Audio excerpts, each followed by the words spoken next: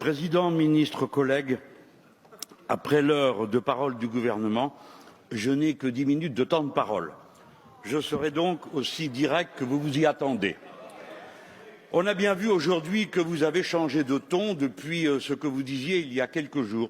Peut-être vous êtes-vous vous-même effrayé des conséquences de ce que vous avez déclenché. Alors, pourquoi attiser cette braise-là, Monsieur Édouard Philippe et Monsieur Macron? Vous avez décidé délibérément d'injecter une dose de poison de méfiance et de discorde dans les veines du pays.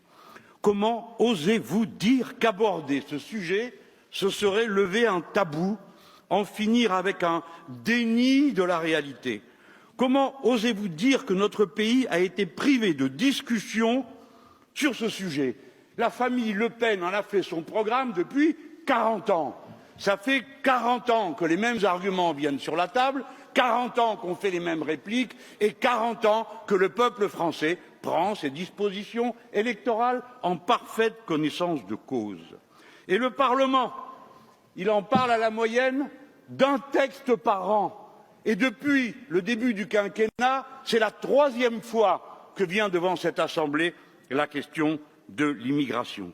Autant de bavardage aux conséquences cruelles pour ceux qui en subissent les conséquences. Et quel est le bilan de ce travail législatif? Voilà ce dont vous ne nous avez rien dit, Monsieur le Premier ministre. Quel est le bilan de toutes ces mesures? À quel moment a-t-il été fait? Et en particulier les vôtres, puisque vous avez fait 2 textes. Rien. On ne le sait pas. Personne ne le saura. Alors, on peut quand même se poser la question, si vous y revenez, c'est que le bilan n'est pas bon, sinon vous n'y reviendriez pas. Et si vous avez été mauvais dans le passé, pourquoi seriez-vous bon dans l'avenir? En réalité, nous sommes convoqués pour fournir le décor d'une nouvelle opération de propagande dans une campagne électorale permanente. À mon avis, le pays mérite mieux. Comme vous avez échoué à faire rêver d'être milliardaire, comme en traversant la rue on ne trouve pas de boulot, et comme les grands débats à répétition saoulent, vous remettez en circulation le grand lien social de notre époque, le moment de buzz permanent, la peur et la méfiance. La peur de tout le monde et surtout de ce qui est différent et imprévu. Vous avez choisi de faire, que vous le vouliez ou non, de nouveau de la figure de l'immigré, celle du bouc émissaire des problèmes du pays. L'immigré plutôt que le financier qui pille notre pays, sur lequel vous ne dites rien. L'immigré plutôt que le fraudeur du fisc qui vole chaque année 80 à 100 milliards à ce pays. L'immigré plutôt que les corrompus qui ont bradé l'industrie du pays à l'étranger.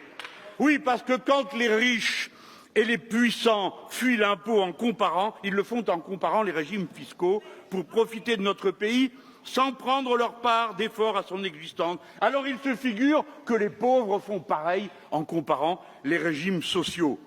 Avec vous, les étrangers sont adulés s'ils viennent spéculer sur nos richesses, mais ils sont montrés du doigt s'ils viennent en produire par leur travail.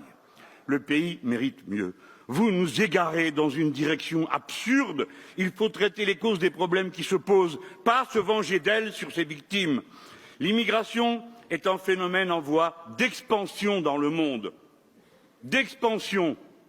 D'abord du fait des ravages des politiques libérales qui dévastent les économies de tant de pays, et notamment du fait de l'Europe qui a soumis 32 pays africains à des accords de partenariat économique ruineux pour eux. Ensuite du fait des guerres que ces violences économiques déclenchent. Enfin, désormais, du fait du changement climatique qui va mettre près d'1 milliard de personnes sur les routes de la fuite. Pour l'instant, seuls 17% des migrants viennent vers l'Europe. Tout le reste se dilue dans l'espace des pays du Sud. C'est le moment maintenant de mettre au point les politiques qui inversent le phénomène. La question la plus urgente est que les gens puissent rester chez eux, car ils ne partent pas par plaisir, ils partent contraints et forcés, faute d'avenir désirable sur place. Et vous, Monsieur Édouard Philippe, comme moi, si nous étions à leur place, nous en ferions autant pour nous-mêmes et pour nos enfants. C'est ce qu'ont fait 500 000 Grecs, 400 000 Espagnols devant la ruine de leur pays. Nous tournons le dos à ce défi lancé à la civilisation humaine dans son ensemble. Les gens doivent pouvoir rester chez eux, vivre et travailler au pays, disait-on il y a 30 ans de cela, quand on refusait les migrations entre régions françaises. Il faut relocaliser les productions, il faut avoir un bon usage des frontières. Les marchandises et les capitaux doivent circuler moins librement pour que les gens ne soient pas forcés d'entrer dans leur danse. Quel genre de mur allez-vous inventer pour vous prémunir du désir de chaque être humain d'améliorer son existence? Vous avez jeté de grosses larmes sur le mur de Berlin. Il est tombé, il s'en est construit depuis 75 dans le monde, sur 40 000 kilomètres de long, c'est-à-dire l'équivalent de la circonférence de la Terre. Tout cela ne mène nulle part. Répondre à un défi nécessite d'abord un bon diagnostic. Le pays mérite mieux qu'un collage de fantasmes et des bricolages de technocrates. Les immigrés sont les victimes d'un ordre économique et géopolitique. Vous les montrez du doigt. Le dommage est plus étendu qu'il n'y paraît, Monsieur le Premier ministre. Un des ancêtres sur 4 de chacun d'entre nous vient de leur rang. Quand on stigmatise le nouvel arrivant, on stigmatise en même temps les millions d'entre nous qui sommes leurs enfants d'hier et qui sommes fiers de leurs sacrifices et de leurs efforts. Le président a osé dire que les milieux populaires n'avaient pas la chance qu'auraient les bourgeois de ne pas fréquenter les étrangers. C'est son vocabulaire, pas le mien. Le pays mérite mieux, car les bourgeois, figurez-vous, fréquentent aussi les étrangers. Mais ce ne sont pas les mêmes. Ils ne s'en rendent pas compte parce qu'ils appartiennent à la même classe sociale. Quant aux milieux populaires, ils ont été parqués de force aux mêmes endroits. Vous voulez mieux mélanger les populations, on y sera favorable. Mais dans l'intervalle, pourquoi stigmatiser ceux qui s'y trouvent? Que savez-vous des milliers d'entre eux qui en viennent et qui sont l'orgueil des réussites de la patrie? Regardez les bancs de cette Assemblée et vous verrez aussi comment la France se fabrique.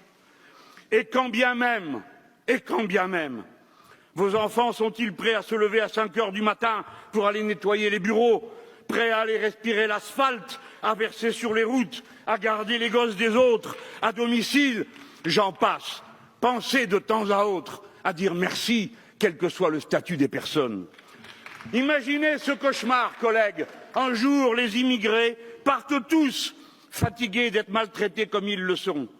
La sécurité sociale serait instantanément ruinée, faute de cotisants en nombre suffisant.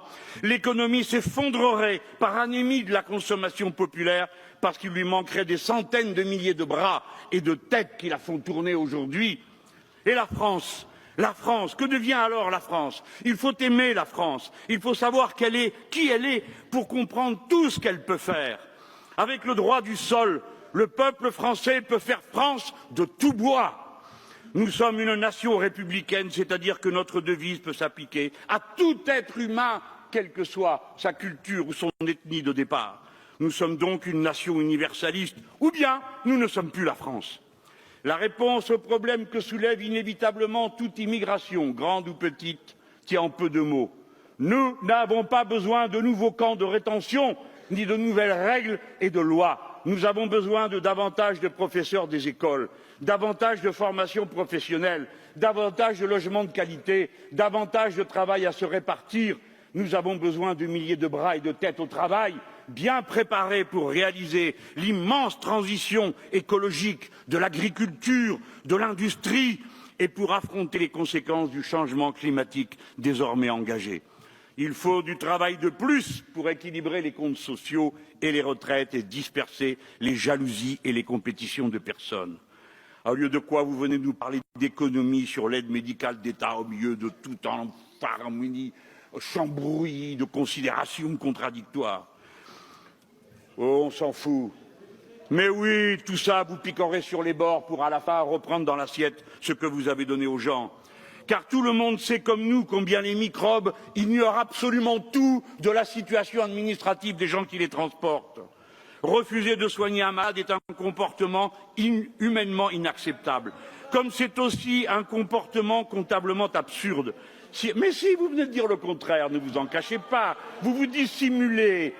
Si on ne soigne pas les gens au départ des maladies, non seulement ils contaminent les autres, mais ensuite, quand ils arrivent à l'hôpital, leur situation et leur état est aggravé et alors ils coûtent 50% de plus cher qu'auparavant. Mieux vaudrait faire des économies ailleurs.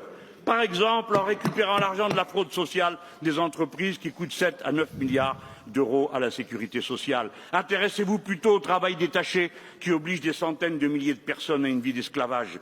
Le travail détaché qui engendre des milliers d'emplois perdus pour ceux qui vivent ici. Ce débat ne se conclut par aucun vote, aucune proposition. La France mérite mieux. Attention aux apprentis sorciers qui menacent de briser la matrice qui produit la patrie républicaine des Français en tapant sur le clou de l'immigration. J'appelle les millions de binationaux et les enfants de ces longues et belles histoires de vie commencées ailleurs, ceux de la première ou de la deuxième génération, à s'exprimer pour dire qu'ils en ont assez d'être la chair à canon électorale. La France est notre partie républicaine commune, elle est le lieu de notre avenir en commun, elle est à tous ceux qui la font vivre et qui l'aiment. Congo, Congo nde mboka, mboka ngo mokengeli koi, mboka ngo mokengeli léopard.